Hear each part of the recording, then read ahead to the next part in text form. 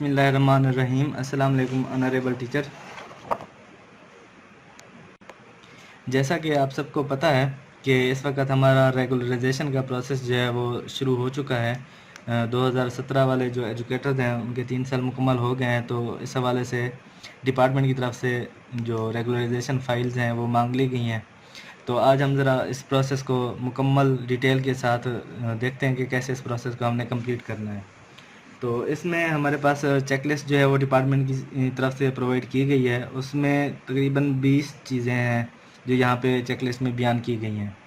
तो उसमें सबसे पहले आपने इसकी तरतीब भी नोट करते जाना है और इसके मुताबिक ही आपने अपनी फ़ाइल जो है वो तैयार करनी है, जिसमें ये सारी चीज़ें जो है मैंने इस फाइल में अभी कंप्लीट करके रखी हुई हैं। आपको वन बाई वन जो है वो डिटेल के साथ बताते जाएंगे। सबसे पहले गो थ्रू कर लेते हैं इस चेकलिस्ट को।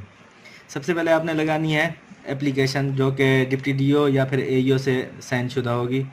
दूसरे नंबर पे जो चीज़ है वो हमारे अपॉइंटमेंट आर्डर्स हैं और नेक्स्ट फर्स्ट ज्वाइनिंग रिपोर्ट जब आपने स्कूल में हाज़िरी दी थी वो लगेगी। इसके अलावा CNSE की attested copy, service satisfactory performance certificate लगेगा, डॉक्यूमेंट्स लगेंगे। इसके अलावा मेडिकल फिटनेस सर्टिफिकेट जो है वो आपने यहाँ पे लगाना होगा, उसकी अटेस्टेड कॉपी। जो असनाद हैं आपकी एकेडमिक क्वालिफ़िकेशन की वो लगानी है, और प्रोफेशनल डिग्री BEd MAd में से आपने जो भी किया हुआ है उसकी भी आपने विद वेरिफिकेशन डिग्रीज जो है वो अटेस्टेड लगानी है। यहाँ पे सैलरी स्लिप लेटेस्ट मंथ की आपने लगानी है।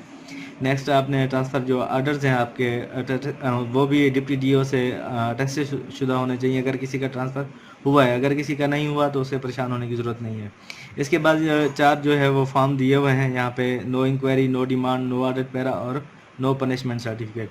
ये आपको कोफोटो स्टेट से मिल जाएंगे। इसके अलावा सर्विस बुक आपने बनाई हुई होगी, उसके आपने प्रिंट निकलवा के उसको अटेस्ट करवा लेना है, वो जो फ़ोटो कापीज़ आप करवाएंगे इसकी। नेक्स्ट जो सबसे इम्पोर्टेंट है वो है परफॉर्मेंस इवेल्यूएशन रिपोर्ट PER आपकी, जो कि रेगुलराइजेशन के लिए बहुत ज़्यादा ज़रूरी होती है। इसको भी हम फिल करने का तरीका जो है वो आपको बताएंगे। नेक्स्ट जब ये सारी चीज़ें कंप्लीट हो जाएंगी तो आपने सिनॉप्सिस जो है वो डेवलप कराना होगा। कंप्यूटर शॉप से भी ये हो जाएगा और आप खुद भी कर सकते हैं। इसको हम इंशाल्लाह अगली वीडियो में अगर आपकी डिमांड हुई कमेंट्स में देखा जाएगा तो आपको ये भी बना के दे दी जाएगी। नेक्स्ट जो है वो स्कूल के जो पैक रिज़ल्ट्स हैं 2017, 18 और 19 के, वो उसके आपने प्रिंट निकलवा लेने हैं अपने स्कूल के, और अपने स्कूल को हाईलाइट भी कर लेना है। इसके अलावा अगर आपकी सर्विस के कोई डॉक्यूमेंट्स हैं तो वो आपने एंड पे लगा देना है। अब हम वन बाई वन सारी चीज़ों को देखते हैं जो मैंने एक फ़ाइल तैयार की हुई है उसके मुताबिक। तो सबसे पहले हमारी एप्लीकेशन है। एप्लीकेशन का सैम्पल इस तरह से कुछ होगा। अब एप्लीकेशन का फॉर्मेट ये डिपार्टमेंट की तरफ से भी प्रोवाइड किया गया है। इसको फिल करने का तरीका भी आप देख लें। सबसे पहले ऊपर आपने द DEO, अब आपका जो कंसर्न DEO है वो आपने यहाँ पे लिखना है। अब वो अगर मेल विंग है तो आपने यहाँ पे DO एलिमेंट्री आगे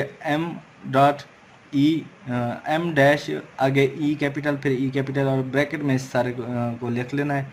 द DEO एलिमेंट्री आगे ब्रैकेट, फिर M डैश E आगे ब्रैकेट बंद कर देनी है। आगे आपने डिस्ट्रिक्ट लिख देना है मुजफ्फरगढ़, या आपका जो भी डिस्ट्रिक्ट है वो आप यहाँ पे मेंशन कर सकते हैं।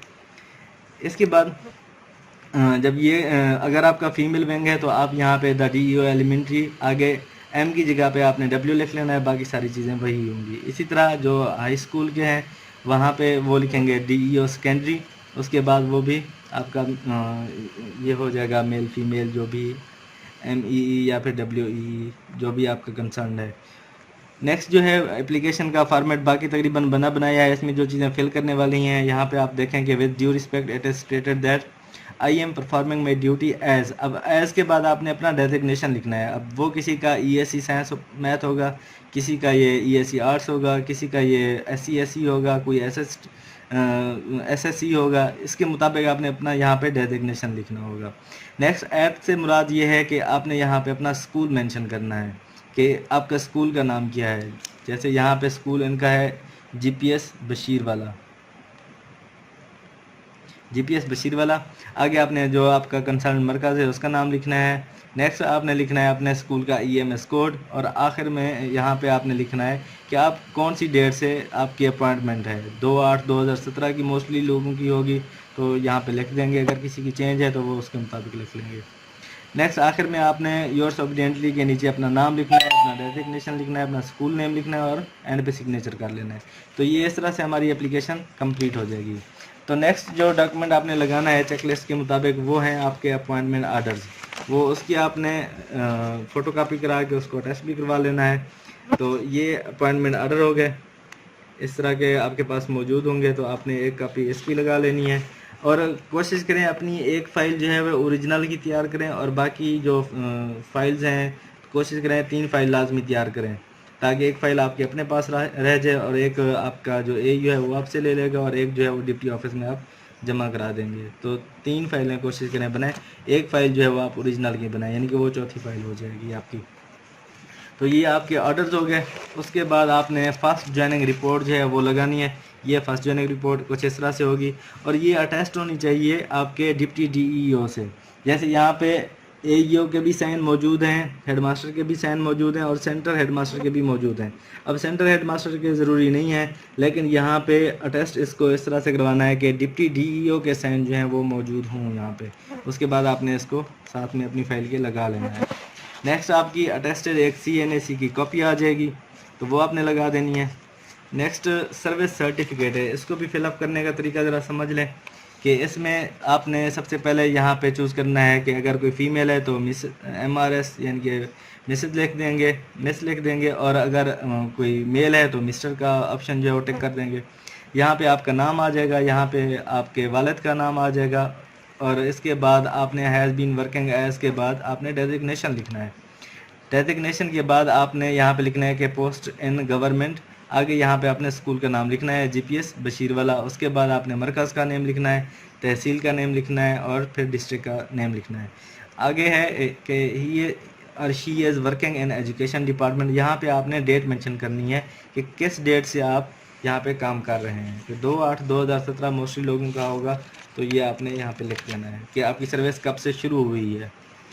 नेक्स्ट आपका जो डॉक्यूमेंट है वो है आपका मेडिकल सर्टिफिकेट है आपका, जो आपने DHQ से बनवाया होगा, तो इसकी भी आपने कॉपी करा के इसको अटेस्ट करवा लेना है।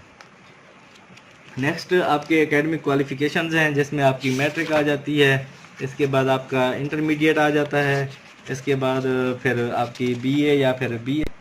मैट्रिक टू ऑनवर्ड आपने सारे डॉक्यूमेंट्स जो हैं वो अपना इस फाइल में लगा देने हैं। इसमें आपकी प्रोफेशनल क्वालिफिकेशन और साथ में आपने हर डॉक्यूमेंट के साथ आपने वेरिफिकेशन ज़रूर लगानी है। यानी कि मैट्रिक का अगर सर्टिफिकेट लगाया तो उसके बाद आपने मैट्रिक की वेरिफिकेशन, इसी तरह इंटरमीडिएट का लगाया तो इंटरमीडिएट की वेरिफिकेशन, इस तरह से आपने तमाम डिग्रीज़ की वेरिफिकेशन भी उनके साथ आपने लफ करते जाना है। नेक्स्ट आपकी आ जाती है सैलरी स्लिप, जो आपकी लेटेस्ट मंथ की होगी वो आपने यहाँ पे लगानी है। तो नेक्स्ट जो है वो आपको मैंने बताया थे वो 4 फॉर्म है आपके, जिसमें नो इंक्वायरी आ जाता है, नो ऑडिट पैरा आ जाता है, नो डिमांड्स आ जाता है और नो पनिशमेंट आ जाता है।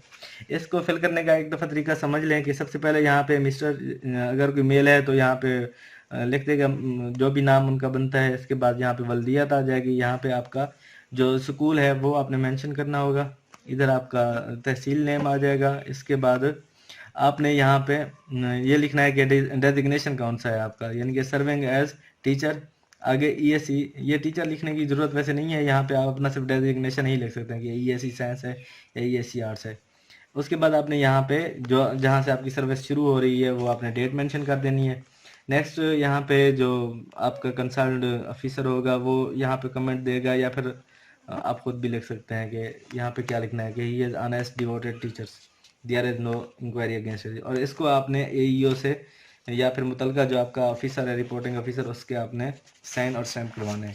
सेम इसी तरह से इसका भी प्रोसीजर बिल्कुल सेम टू सेम है, इसको वैसे ही फिल करना है जैसे आपने नो इंक्वायरी वाला फिल किया है। नेक्स्ट ऑडिट पैरा का भी सेम प्रोसेस है, इसमें भी कोई तब्दीली नहीं है, वही चीज़ें हैं, आप इसको भी फिलअप कर सकते हैं इजीली उसी प्रोसेस को फॉलो करते हुए। नेक्स्ट नो पनिशमेंट है, इसमें भी देख लें, इसका प्रोसेस कुछ ज़्यादा शॉर्ट है कि आपने यहाँ पे नाम लिखना है, वल्दियत लिखनी है, स्कूल नेम लिखना है, तहसील लिखनी है, और यहाँ पे आखिर में आपने कंसर्न AEO या फिर ऑफिसर जो आपका रिपोर्टिंग है आपने उससे इसको अटैच करा लेना है। सबसे इम्पोर्टेंट जो चीज़ है वो ये है हमारी परफॉर्मेंस इवेल्यूएशन रिपोर्ट। अब इसका प्रोसेस जो है वो अच्छी तरह से आप समझ लें, बहुत सारे लोगों को इसको फिल करने में मसला पेश आता है, तो इसको आप अच्छे तरीके से क्लियर कर लें कि सबसे पहले आपने नेम लिखना है, उसके बाद आपने वल्दियत लिखनी है, इसके अलावा डेट ऑफ बर्थ, ये सारी चीज़ें तो कॉमन होगी। डोमिसाइल जिस डिस्ट्रिक्ट का है आपने वो मेंशन करना है।